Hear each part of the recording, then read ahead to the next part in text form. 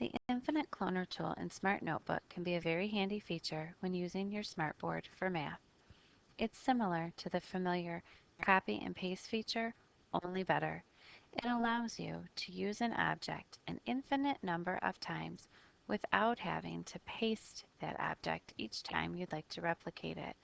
Simply click on the object and drag as many as you or your students need.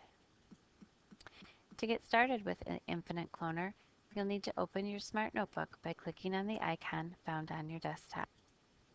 From here, select the image you'd like to infinitely clone. You can choose a shape that's already in the toolbar, or you could import an image that you found on the internet.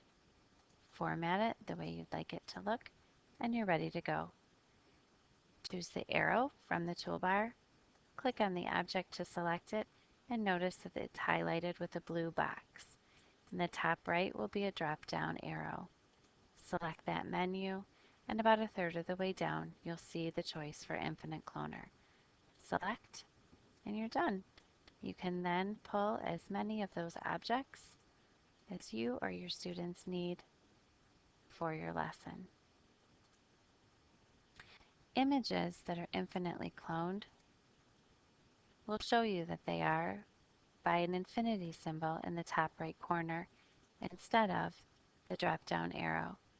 The clones themselves can be deleted, pulled around the screen, or even modified, made larger or smaller. The cloned object itself, however, cannot be modified in this state. In order to manipulate the object that's been cloned, you'll need to select the infinity symbol, unselect Infinite Cloner. Notice it turns back to an arrow, and from here you can modify or move that shape. Again, if you wanted to infinitely clone it again, select the arrow tool, the object. About a third of the way down, you'll see Infinite Cloner. And there you go. You and your students can use that object as many times as you need. Once you understand how to infinitely clone objects, the possibilities are endless. Consider using them in math with number bonds.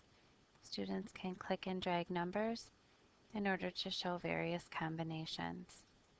Using attribute blocks, students can represent whole-part relationships by infinitely cloning and pulling up the shapes that they need. In fact, a shape can then be turned in order to fit where it needs to go.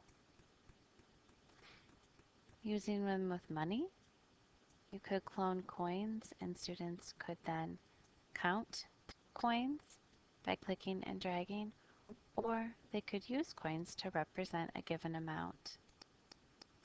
With arrays, students could click and drag an infinitely cloned image in order to represent a multiplication or a division sentence. And another fun feature is you could select all those images, use the arrow to group them, and you can flip it to show the commutative property as well.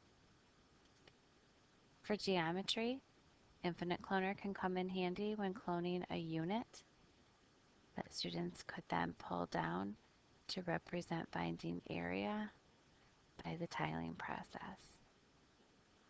Move those over so we don't have any gaps or overlaps.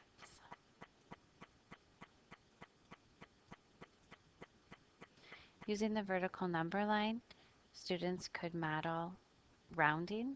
So if you wanted them to say round the number 63, they would know the 10 before is 60. The next 10 would be 70. 65 would fall in the middle. So 63 is closer to 60. Or using place value disks. You can clone your number disks and pull them on up to model place value amounts. As you can see, the Infinite Cloner has lots of possibilities. I'm sure you have other great ideas of how you could use this tomorrow in your classrooms. Have a great time with the Infinite Cloner.